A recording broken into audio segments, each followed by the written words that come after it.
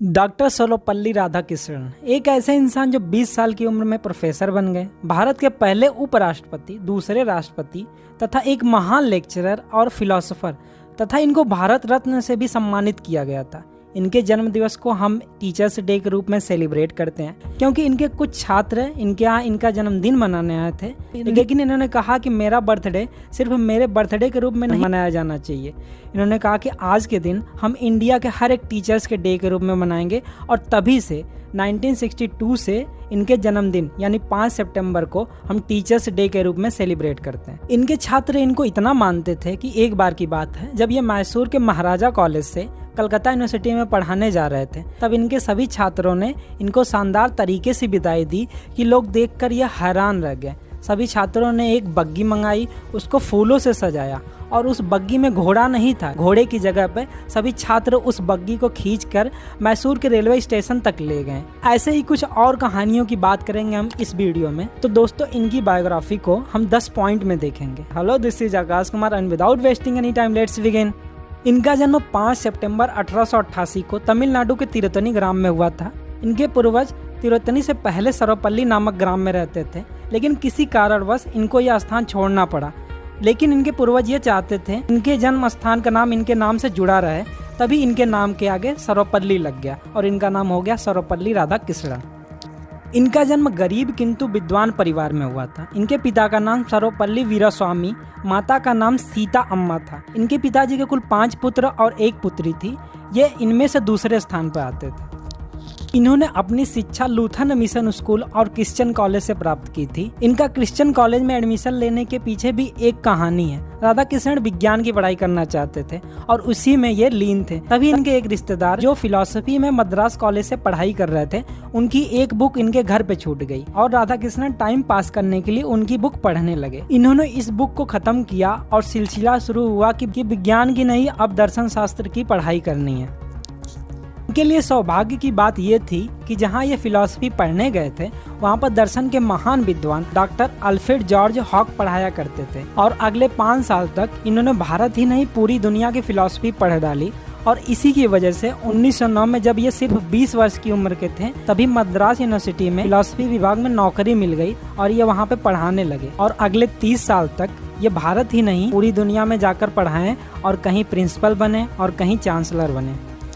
साल 1939 में जब ये हार्वर्ड यूनिवर्सिटी में पढ़ा रहे थे, तो मदन मोहन मालवीय के बुलाने पर और बीएचयू के चांसलर बनने के लिए ये वापस चले आए। तभी इनकी मुलाकात पंडित जवाहरलाल नेहरू से हुई और इनके पॉलिटिकल करियर की शुरुआत। और इनको 40 की दशक में बनी कमेटी, सप्रू कमेटी, जो नए देश के संविधान के लिए काम कर रही थी तथा कांग्रेस और मुस्लिम लीग के बीच के झगड़ों को भी सुलझा रही थी, उसका सदस्य बनाया गया।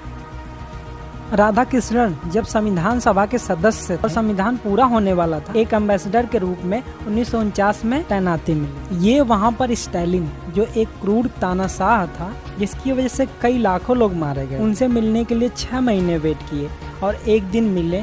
स्टालिन ने इनको मिलने का जो समय दिया था वो रात को 9 बजे था। ज्यादातर लोगों से ये रात को 12 बजे के बाद मिलते थे, लेकिन इन्होंने इनको रात को 9 बजे का समय दिया क्योंकि एक फिलोसोफर थे और वो जानते थे कि एक फिलोसोफर जल्दी सो जाते हैं।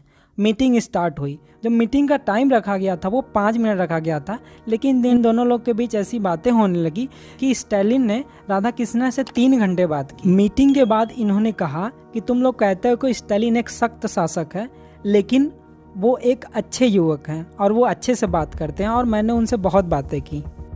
1957 में डॉक्टर राधाकृष्णन जब बतौर उपराष्ट्रपति चाइना की यात्रा पर गए थे, उस समय भारत और चाइना के बीच में सीमा विवाद हो रहे थे। इनको वहाँ पर चाइना के सर्वोच्च शासक माओ जेडोंग से मिलना, वही माओ जेडोंग जिसका कथन दुनिया में आज भी मशहूर है कि सत्ता बंदूक की नाल से निकलती है। वहाँ पर राधाकृष्णन माओ जेडोंग से मिले और उनसे हाथ मिलाया। हाथ मिलाने के बाद इन्होंने उनके गाल पे थपथपा दिया। ये देखकर सब लोग चौंक गए। इसके बाद राधाकृष्णन ने बोला, don't worry chairman, I did the same with Stalin and pop.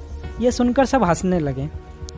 1931 में राधाकृष्णन जी को ब्रिटिश सरकार द्वारा नाइटहुड यानी सर की उपाधि दी गई थी, लेकिन इन्होंने कहा कि मैं अपने नाम के आगे सर नहीं, भारत सरकार द्वारा दी गई डिग्री डॉक्टर का इस्तेमाल करूंगा, और इन्होंने सर का इस्तेमाल नहीं किया। इनके गुरु स्वामी विवेकानंद जी 1926 में राधाकृष्णन जी की बुक ऑक्सफोर्ड यूनिवर्सिटी प्रेस द्वारा हिंदू व्यू ऑफ लाइफ और an idealist view of life, जो फिलॉसफी के फील्ड में पूरी दुनिया में इनका डंका बजा दी और पूरी दुनिया को पता चल गया इनके बारे में। तभी 1937 में इनको साहित्य की कैटेगरी में नोबेल प्राइज के लिए नॉमिनेट किया गया। सन 1931 से 36 तक ये आंध्र यूनिवर्सिटी के वाइस चांसलर रहे। उसके बाद 1936 से 1952 तक ऑक्सफोर्ड यूनिवर्सिटी में ये लेक्चरर रहे। उसके बाद 1937 से 1941 तक कलकत्ता यूनिवर्सिटी में ये प्रोफेसर रहे। उसके बाद 1939 से 1948 तक ये बनारस हिंदू यूनिवर्सिटी में चांसलर रहे। फिर उसके बाद 1946 में ये यूनेस्को में भारतीय प्रतिनिधि के रूप में काम किया। उसके बाद 1952 में ये भारत के उपराष्ट्रपति बने और 1962 में ये भारत के राष्ट्रपति बने। उसके बाद साल 1954 में इनको एक ग्रेट फिलोसोफर और इनकी बहुत सारी अचीवमेंट की वजह से इनको भारत रत्न दिया गया। तो दोस्तों यही वजह है और हम एक महान इंसान के जन्म दिवस को एक टीचर्स डे के रूप में सेलिब्रेट करते हैं। आप सभी को दिज्ञानवाला की तरफ से शिक्षक दिवस की हार्दिक शुभकामनाएं। दोस्तों वीडियो अच्छा लगा तो लाइक करें, शेयर करें एंड ऐसे ही और भी बायोग्राफी से रिलेटेड वीडियोज के लिए चैनल को सब्सक्राइब करें। जय हिंद दोस्तों, मिलते हैं अगली वीडियो में।